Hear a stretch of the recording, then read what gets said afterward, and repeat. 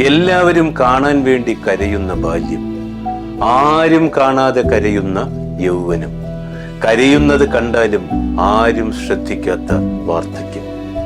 ജീവിതത്തിൽ ഉറച്ച തീരുമാനങ്ങൾ എടുക്കാൻ വല്ലപ്പോഴും മനസ്സറിഞ്ഞൊന്ന് കരയുന്നതും നല്ലതാണെന്നേ. മനസ്സിൽ പെയ്യാൻ വെമ്പിക്കിടക്കുന്ന ഒരു കടലുണ്ടെങ്കിലും ആണുങ്ങൾ പലപ്പോഴും കരയാറില്ല, അഥവാ അവർ കരഞ്ഞാലോ അത് അത്ഭുതമാണ്. സ്ത്രീകളാണെങ്കിലോ അത് ദുർബലതയുമാണ്. കരയുന്നവരെ വില കുറച്ചു കാണരുത്. മിഴിനീർ കണങ്ങൾ കൊണ്ട് പടുത്തുണ്ടാക്കിയ സൃഷ്ടിക്ക് നൽകിയ പേരാണെന്നേ കരച്ചിൽ.